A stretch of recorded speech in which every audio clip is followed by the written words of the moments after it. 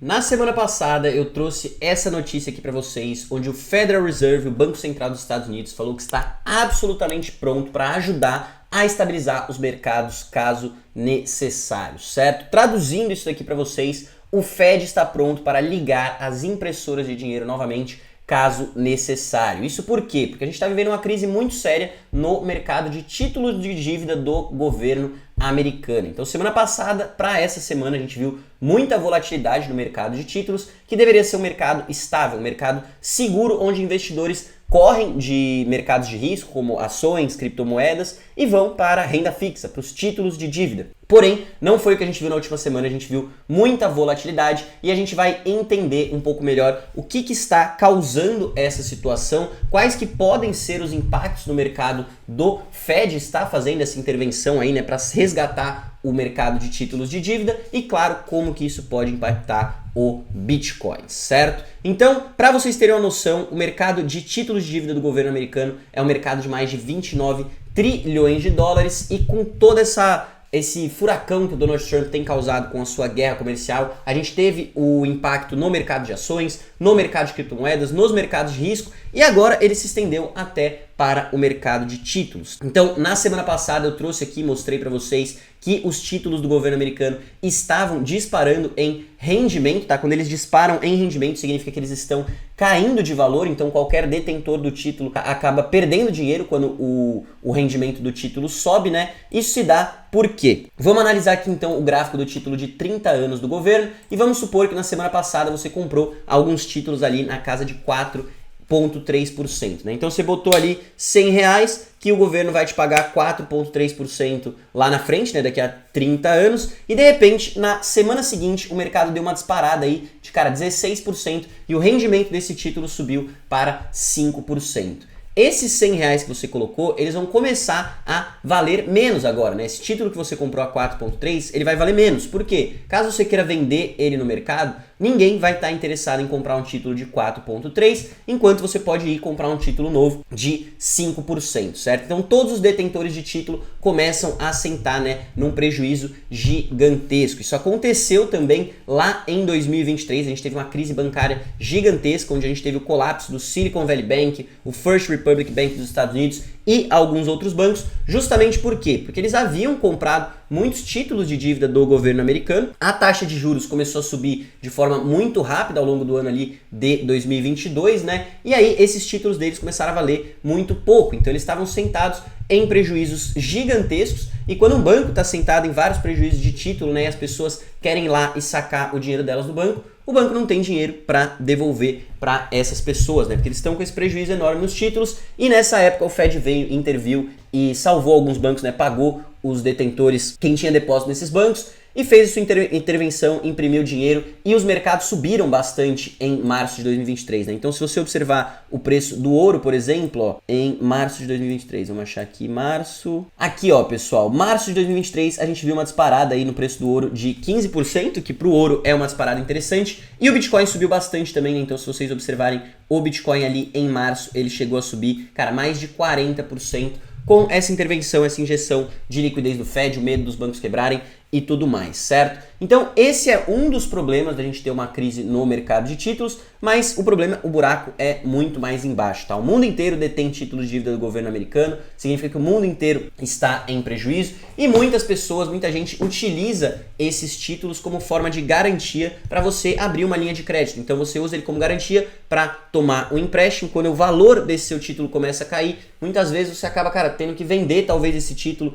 para pagar o seu empréstimo, ou fica, cara, uma relação difícil com quem está emprestando dinheiro e não é uma situação interessante, tá? Então, cara, o mercado de 29 trilhões não pode colapsar e o Fed falou que está pronto para intervir caso necessário, tá? E por que então que começou toda essa crise aí no mercado de bonds? Por que o valor dos títulos está caindo e o rendimento está disparando? Uma opção seria você ter países como a China, o Japão, que detêm muitos títulos do governo, vendendo esses títulos no mercado por causa da guerra de trades, né? Então isso é algo que a galera está especulando, mas existem outros motivos também, tá? O que gerou essa grande volatilidade na semana passada foi, na verdade, uma operação onde hedge funds, né, são fundos que captam muito dinheiro de grandes investidores e fazem operação para eles, estavam fazendo operações alavancadas com o mercado de tesouro, né? Então, essas operações são chamadas de basis trades, ou então operação base, e basicamente ela se define onde o investidor ele tenta lucrar com a diferença de um preço entre um contrato de títulos futuro e um contrato de títulos negociado normalmente no mercado, certo? Então, é uma diferença muito pequena, um spread muito pequeno que você tem, mas quando você está operando com milhões e milhões de dólares, você consegue fazer uma grana interessante operando essa diferença, tá, pessoal? Então, basicamente, como que vai funcionar? Pense que você está de olho num contrato futuro no mercado de títulos e esses mercados aí, né, eles seriam basicamente um acordo para você comprar ou vender um ativo em um horário fixo posteriormente. Então, basicamente eu posso comprar, né, o direito de comprar um título neste valor daqui a uma semana. Então eu posso comprar o direito de vender esse título neste valor daqui a uma semana. Então vamos imaginar que um título real agora custa 99 dólares aqui para você comprar, né? E aí você vende um contrato futuro que obriga a entregar um título a 100 dólares no futuro. Então você viu que aqui a gente tem um spread, uma diferença de 1 dólar, você está comprando ele a 99 no mercado e está comprando o direito de vender ele a 100 dólares no mercado daqui a algumas semanas, alguns dias, enfim, o tempo vai ser estipulado. Quando você finalizar essa operação, você vai ter lucrado aí, né, 1 dólar. Então, quando eles estão mexendo com milhões e milhões e milhões de dólares,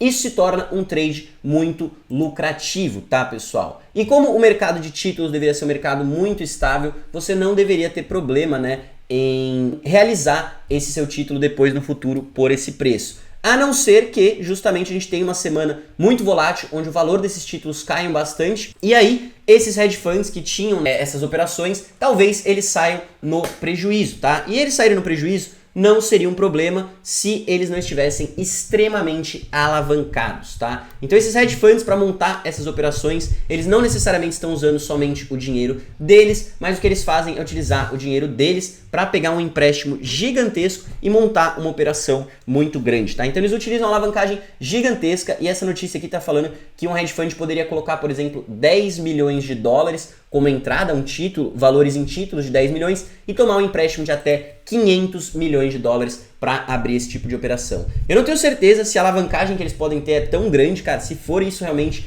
é absurdo, tá? Mas com certeza eles estão muito alavancados. E aí quando essa operação começa a dar errado, começa a dar prejuízo, quem está emprestando dinheiro para eles não vai assumir esse prejuízo, então o hedge fund ele tem que começar a fechar, encerrar essas posições. E para eles encerrarem essas posições significa justamente o quê? Que eles vão estar vendendo esses títulos no mercado. Então a gente teve uma pressão muito forte vendedora por parte desses hedge funds, né? Vendendo os títulos para finalizar esses basis trades, o que fez o valor do título cair. A gente pode ter também, né, players como China, Japão, derrubando esses títulos no mercado. E a gente também tem a questão, né, de que não tem muitos compradores no momento com toda essa incerteza, a guerra comercial, não tem muita gente interessada em comprar títulos de dívida do governo americano, tá? Neste cenário, então, o que seria a segurança? Se o mercado de ações está caindo, se cripto está caindo, se, cara, até o título, que é a renda fixa, que deveria ser a sua segurança, está caindo, para onde que o investidor que quer segurança ele vai correr? Cara, a maioria dos investidores está correndo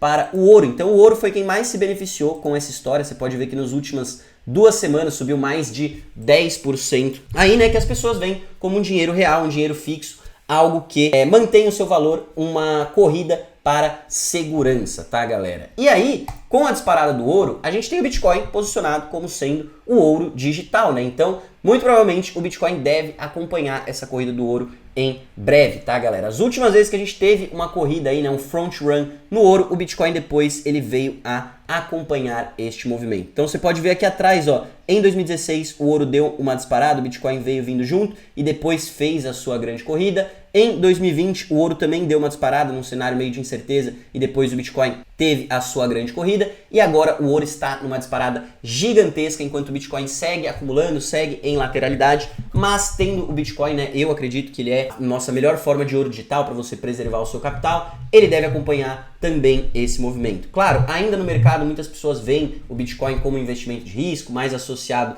com a bolsa ou algo assim, só que a verdade, o ideal é que você deveria associar o Bitcoin mais com o ouro. Então, se o ouro está subindo, o Bitcoin deve subir também, tá? Outra coisa que deve subir com essa intervenção do Fed seria a liquidez, porque basicamente eles iam ter que imprimir dinheiro e intervir, então a liquidez deveria continuar subindo e ela já está onde? Marcando máximas históricas, tá? Então a gente pode esperar mais liquidez ainda para os mercados. Em breve, como a gente fala toda semana aqui nesse canal, o Bitcoin ele é um barômetro para liquidez. Então, se a liquidez está subindo, o Bitcoin deve subir junto, né? Ele tem uma correlação em um período de 12 meses de 83% com a liquidez global. Então, quanto mais dinheiro eles imprimem, mais o Bitcoin vai se valorizar. Esse gráfico que eu estou mostrando para vocês, ele junta o M2, que mede a liquidez global, com o Bitcoin, e você pode ver que eles têm uma correlação muito boa, tá? Por que que um gráfico está na frente do outro aqui? Porque ele está colocando aqui uma vantagem de 12 semanas para o M2. Então o Bitcoin,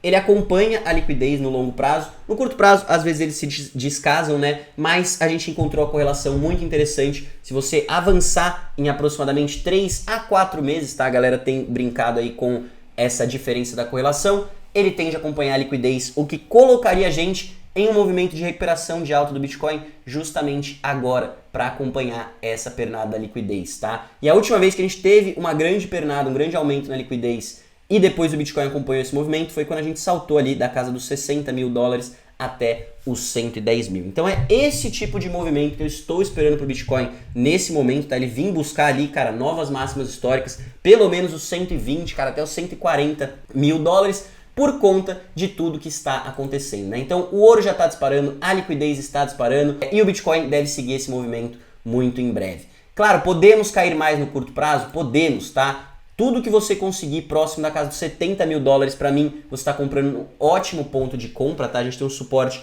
muito forte na casa dos 70 mil dólares e o Bitcoin ele deve acompanhar esse movimento muito em breve, tá, galera? Então, como eu tava falando para vocês, tudo que você conseguir aqui próximo dos 70 mil dólares, eu acho que é uma excelente oportunidade de compra se o mercado te der a chance de vir e acumular mais Bitcoin próximo dessa região, cara, é onde eu vou estar enchendo meu bolso. A gente pode cair mais, como eu falei, a gente ainda tem essa questão das tarifas, a guerra de trade que pode se intensificar e a gente vê um pouco mais de queda, mas no longo prazo, tudo isso que eu tô olhando, a questão da liquidez, a questão das paradas do ouro, eu vejo o Bitcoin com um cenário muito positivo daqui pra frente, tá? Então se ele vir aqui é onde eu vou estar, cara, na minha buy zone muito forte, perto dos 75 ali até os 70 mil, encheria o bolso de Bitcoin, mas longo prazo, de qualquer forma, eu já acho que é um ótimo momento para você estar acumulando. Quando ele vier a romper essa linha de tendência aqui também, tá, pessoal? Então, de duas uma, ele pode vir mais para baixo, ou ele pode pegar, fazer um rompimento aqui, um reteste, confirmar esse rompimento, eu acredito que a gente vai começar a ter uma disparada no Bitcoin, tá? Então, essa é a questão que a gente queria ver no vídeo de hoje. Se você olhar a expectativa de cortes na taxa de juros para o Fed, o mercado está precificando novamente agora 4 cortes